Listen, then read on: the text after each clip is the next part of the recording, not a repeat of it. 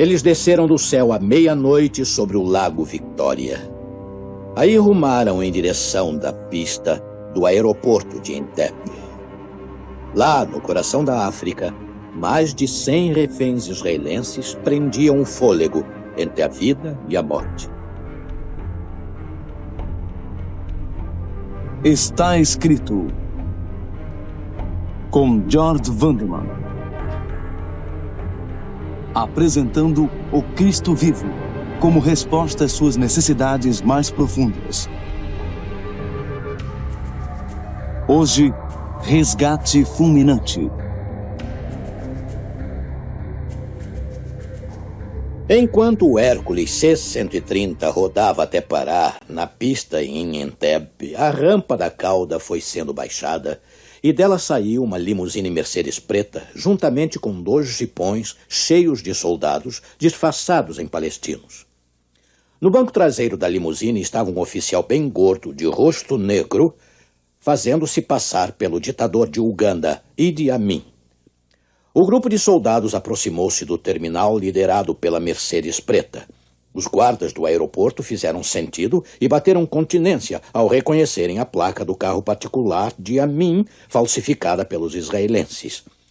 Os soldados passaram pelos guardas em direção dos reféns. E aí, vejam o que aconteceu. Dentro do terminal, o tiroteio durou 1 minuto e 45 segundos. Em seguida, ouviu-se o triunfante grito da libertação. Anachnu Israelim, somos israelenses.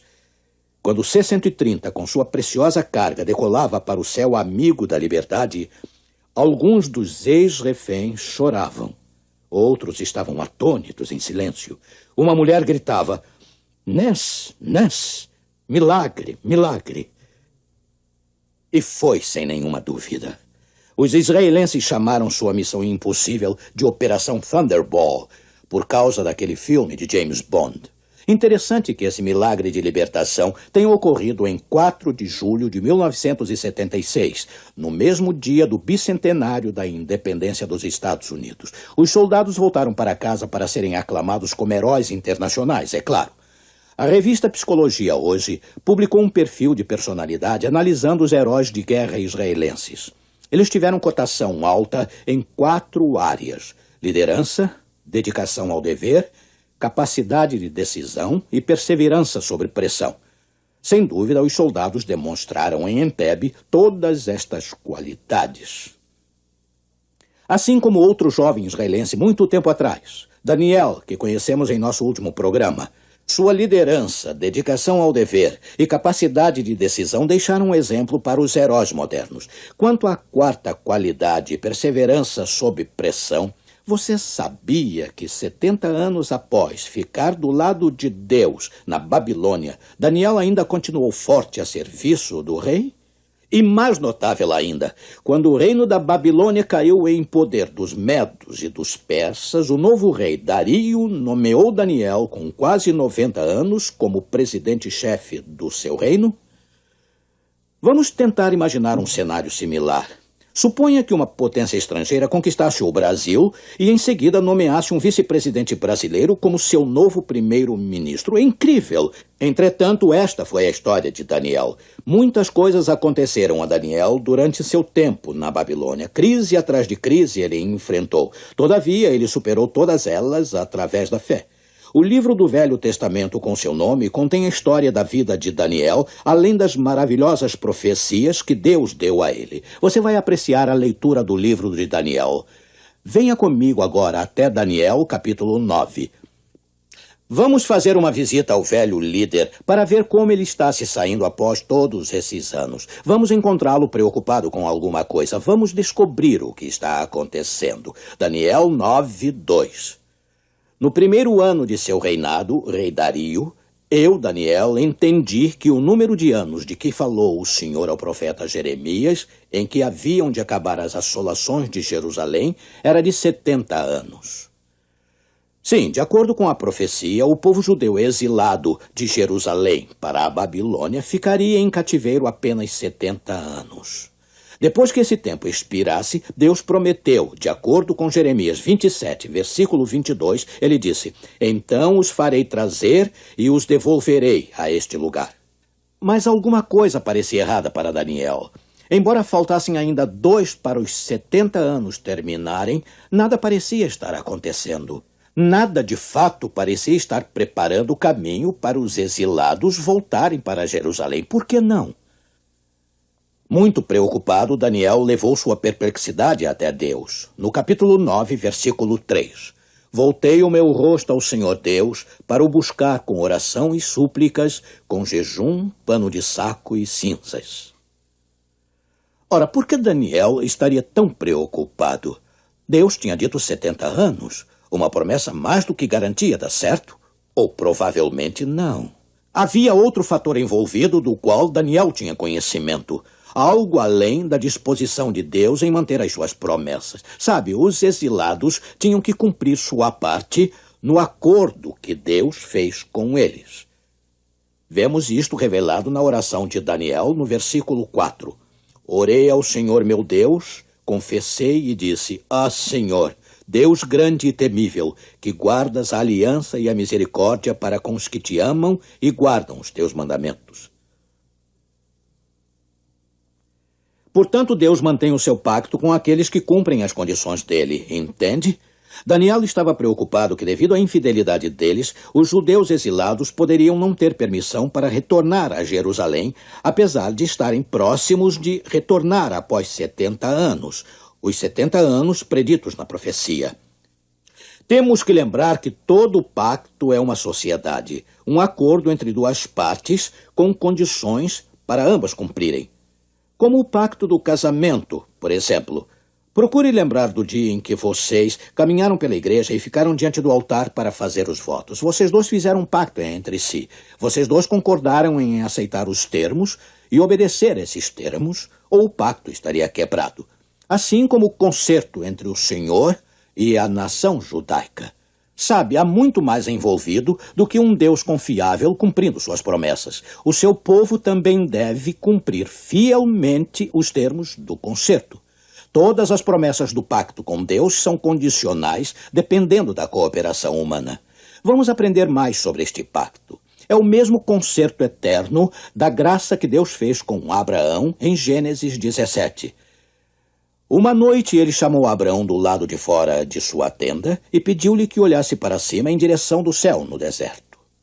Vê as estrelas, Deus perguntou. Assim serão os seus descendentes. Aí em Gênesis 15, versículo 6, diz sobre Abraão: ele creu no Senhor e isso lhe foi imputado para a justiça. Note que o pacto de Abraão era baseado na fé, não nas obras. Sabe, muitos pensam que Deus salvava as pessoas no tempo do Velho Testamento através das obras. E então, no Novo Testamento, ele mudou as coisas e introduziu a salvação pela fé. Ora, isso não seria justo, seria? E também não é verdade. O Evangelho da Graça corre por todo o Velho Testamento como um refrescante riacho na montanha. E a despeito dos israelitas do Monte Sinai quererem um pacto baseado em obras, isso não anula o pacto da graça feito com Abraão 430 anos antes. Visualizem Abraão e seu filho Isaque no Monte Moriá, aquela montanha do sacrifício. O pai idoso treme ao pensar na perda do filho. Isto é lembrado no Evangelho Gênesis 22, versículo 8. Deus proverá para si meu filho, o cordeiro para o holocausto. O próprio Deus proveu o sacrifício para o pecado. Esta é a nossa garantia hoje. Era também a esperança de Daniel, a promessa do concerto. Mas teria o concerto sido cancelado por causa da persistente impiedade do povo de Deus? Jamais seria permitida aos exilados voltarem à sua terra natal? Daniel temia que fosse este o caso. Aí, de repente, enquanto Daniel estava ainda orando, o anjo Gabriel chegou do céu com boas notícias. O versículo 22. Daniel, agora saí para fazer-te entender o sentido. Gabriel continuou a explicar, versículo 24. 70 semanas estão determinadas sobre o teu povo e sobre a tua santa cidade para extinguir a transgressão e dar fim aos pecados, e para expiar a iniquidade e trazer a justiça eterna, e selar a visão e a profecia, e para ungir o Santo dos Santos. Boas novas, realmente. Deus não havia desqualificado a nação judaica devido ao seu pecado. Ela retornaria a Jerusalém em cumprimento da profecia de Jeremias, e Deus havia determinado para ela um tempo adicional de oportunidade, um período de 70 semanas. Isto prepararia o caminho para o Messias, o qual faria a reconciliação pela iniquidade e traria a justiça eterna.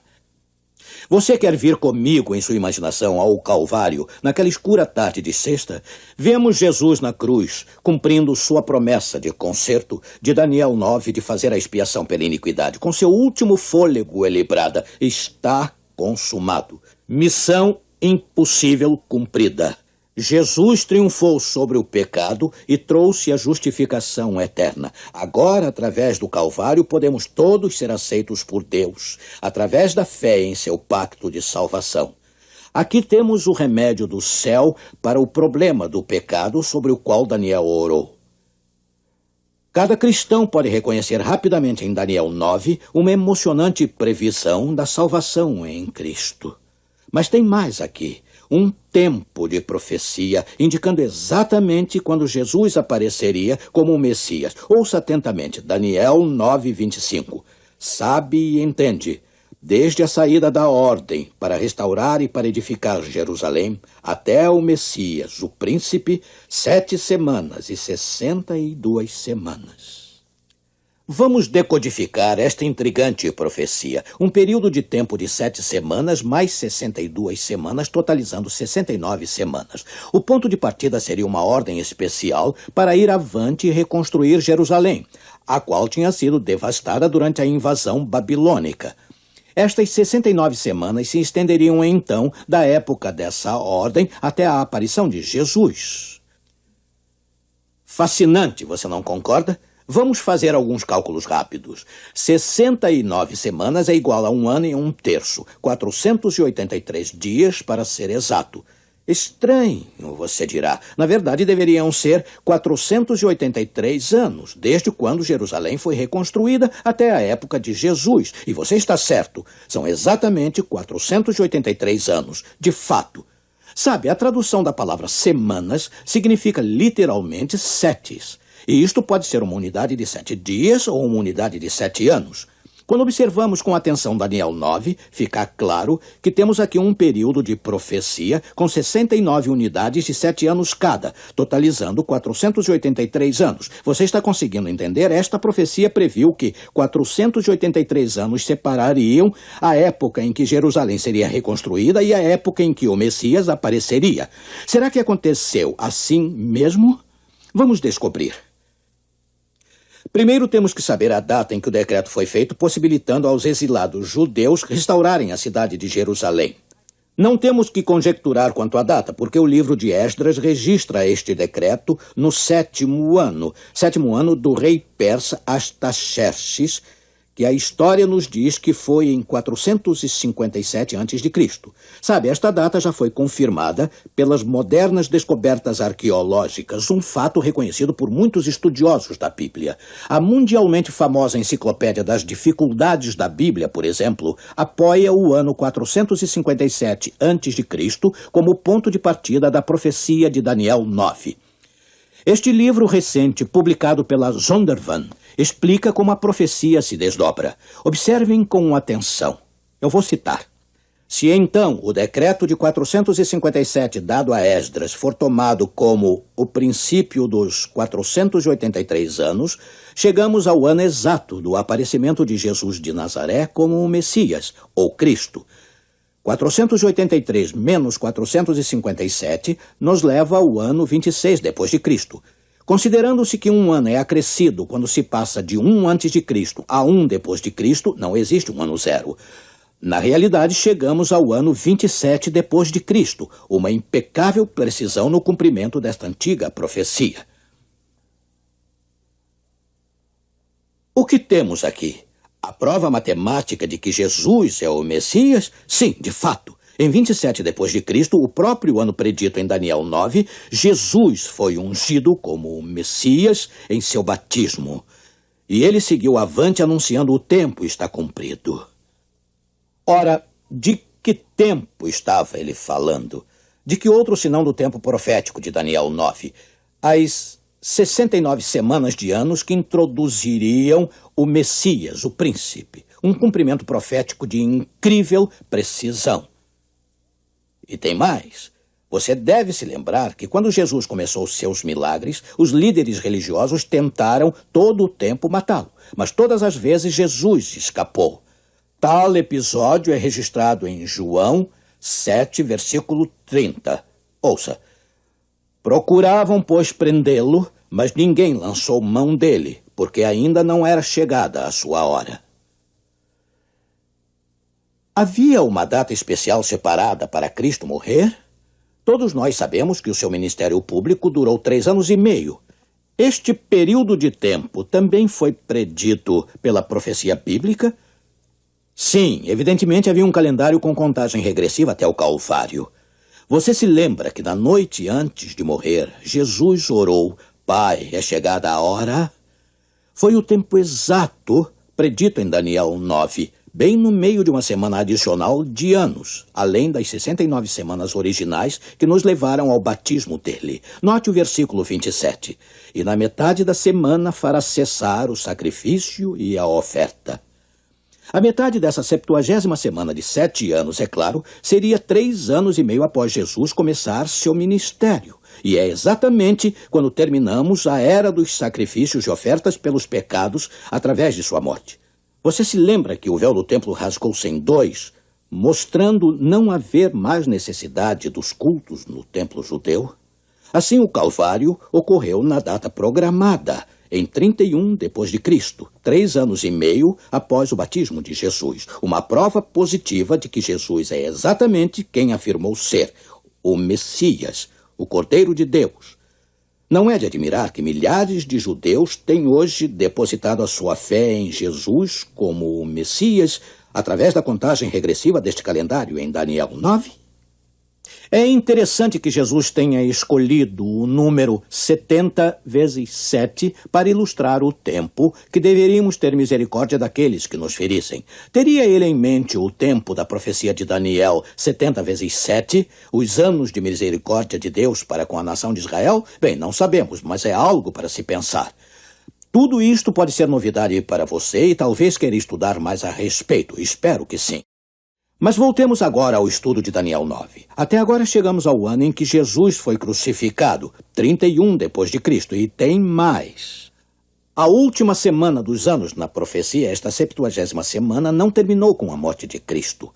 3 anos e meio adicionais permaneceram após o meio da semana. Isto nos leva do tempo do Calvário para o início de 31 depois de Cristo, a 34 depois de Cristo. O fim daquelas 70 semanas de oportunidade dadas à nação judaica em Daniel 9:24. Portanto, Deus manteve a sua promessa no concerto e enviou Jesus como Messias. Agora, o que é que o povo judeu fez em resposta após o Messias morrer em 31 depois de Cristo? Como eles passaram os últimos 3 anos e meio restantes do tempo concedido pelo concerto? Esta questão é crucial. Qualquer pacto deve ser cumprido pelas duas partes para que ele possa permanecer valendo. Portanto, o concerto que Deus fez com o povo judeu exigia a sua cooperação, a sua fé no Messias. Vamos voltar a 1978, ao pacto em Camp David. Sem dúvida nenhuma, um marco de conquista do presidente Carter. Ele conseguiu fazer Menachem Begin, de Israel, e Anwar Sadat, do Egito, sentarem-se na mesma mesa por quase 2 semanas discutindo a paz no Oriente Médio. Após longas horas de difíceis negociações e habilidosa diplomacia do presidente Carter, Begin e Sadat chegaram àquele histórico acordo de paz finalmente assinado na Casa Branca. Você se lembra? Para que aquele acordo de paz fosse preservado, o cumprimento contínuo tanto pelo Egito como Israel, era necessário. Isso porque um acordo é sempre uma questão de parceria. Qualquer das partes tem o poder de romper o acordo. É o mesmo com o concerto de Deus, um concerto da graça, para ser claro, totalmente merecido, mas temos participação nele. Temos que aceitá-lo e viver pelos seus termos de fé no Messias. Sugerir que esse concerto poderia ser cumprido sem a fé no Messias seria negar o acordo que Deus fez com Abraão. E o apóstolo Paulo explica de modo claro em Gálatas 3, 9 e 29. De sorte que os que são da fé são benditos com o crente a Abraão. E se sois de Cristo, então sois descendência de Abraão e herdeiros conforme a promessa. Sem a fé no Messias, o concerto com Deus não pode ser cumprido. Temos que gravar isto na mente e jamais esquecer. E agora vamos visitar Entebbe de novo e rever a Operação Thunderball. O primeiro dos heróis a sair do avião e o último a entrar lá em Entebbe foi o general de brigada Dan Shomron. Este herói dos heróis, de 39 anos, recebeu uma avalanche de lindas cartas de todas as partes do mundo. Centenas de presentes também chegaram, todos eles prontamente devolvidos. Eu não entendo toda essa onda, disse o general Shomron. Sou apenas um dos muitos combatentes anônimos. A sua modéstia ignorou sua longa história de bravura. Durante a Guerra dos 6 Dias, seu batalhão de paraquedistas foi a primeira unidade israelense a atingir o canal de Suez. E na Batalha de Yom Kippur, sua brigada blindada destruiu 60 tanques egípcios. Um recorde destacado para alguém com tamanha humildade. Mas sabe, a genuína humildade parece ser uma característica de muitos heróis de guerra israelenses. Aquele perfil da psicologia hoje revelou que muitos dos ganhadores de medalhas duvidaram se tinham sido mais dignos de medalha do que alguns dos colegas na mesma unidade. Imagine! Eu gostaria de encerrar o programa especial de hoje pouco antes do pôr do sol sobre o mar da Galileia. Esta humildade dos heróis israelenses existiu também na vida do velho Daniel. Naquela oração do capítulo 9, uma das mais comoventes de toda a Bíblia, você deve ter se surpreendido por ele ter confessado os seus pecados. Temos pecado e procedido perversamente. O que Daniel estava falando ao se confessar um pecador? Não temos registros de Daniel ter alguma vez cedido ao pecado, embora com certeza ele tenha tido seus momentos de fraqueza. Mas até seus inimigos invejosos não viam nele impropriedades em sua conduta. Assim, a princípio, podemos ficar atônitos por Daniel fazer tal oração. E quando relembramos as palavras do profeta, mas todos nós somos como o imundo, e todas as nossas justiças como o trapo da imundícia. A despeito de Daniel, com certeza, não ter nada em particular para se arrepender, ele sabia que tinha falhado em alcançar o glorioso ideal de Deus. E assim ele confessou ser um homem pecador em uma comunidade que necessitava de um Messias. Note qual era a esperança de salvação de Daniel. Por que não lançamos as nossas súplicas perante a tua face, fiados em nossas justiças, mas em tuas muitas misericórdias? Ó Senhor, ouve. Ó Senhor, perdoa. Como vê, Daniel depositou sua esperança na salvação pela graça, e nada além da pura misericórdia qualificará a qualquer um de nós para o céu.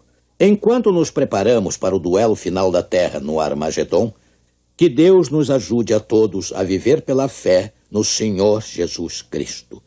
Vigiai, cristãos sinceros, pois que o fim está bem perto. Tende as lâmpadas acesas, sempre prontos e despertos. Eis que vem, sim, Cristo vem. Vem reinar em grande glória, com os santos em vitória. Eis que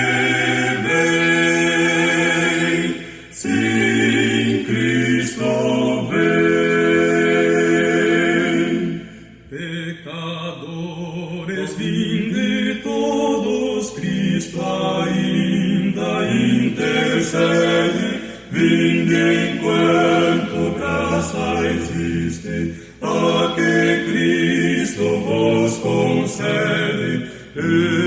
Eis que vem, sim, Cristo vem.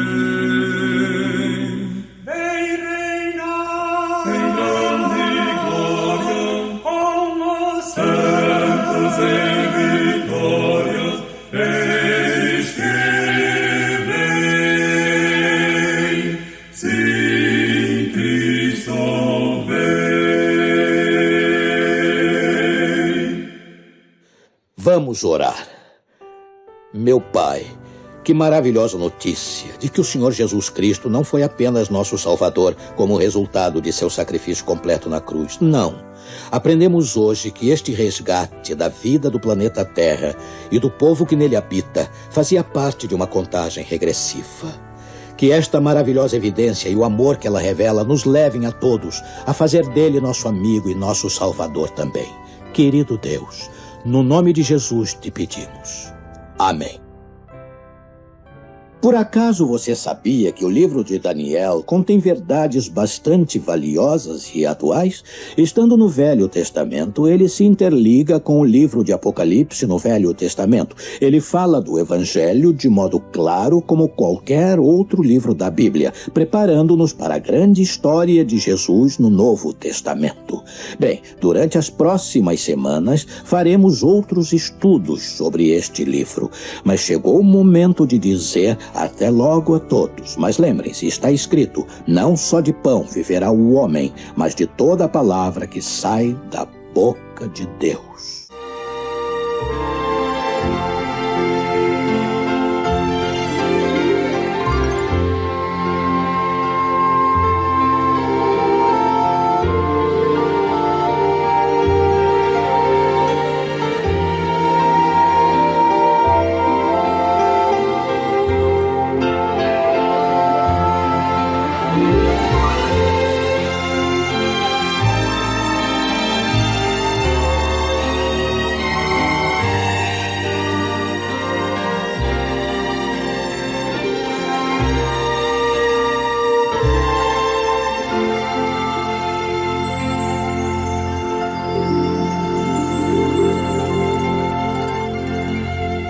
Obrigado por acompanhar este vídeo até o final. Aproveite para conhecer nossos outros canais, onde abordamos uma variedade de temas que certamente irão lhe interessar. Você encontra os links para eles na página inicial deste canal, e mais informações estão na descrição deste vídeo. Agradecemos sua presença e lhe desejamos as mais ricas bênçãos do céu.